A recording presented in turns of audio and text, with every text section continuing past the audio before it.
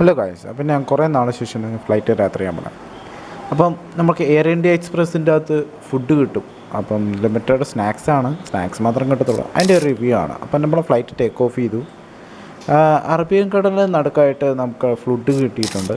അപ്പം ഒരു ബോക്സിനകത്ത് ഒരു ടിഷ്യൂ പേപ്പറും ഒരു സ്ലൈഡ് കേക്കും പിന്നെ സമൂസയും പിന്നെ ഒരു കുപ്പി വെള്ളവും.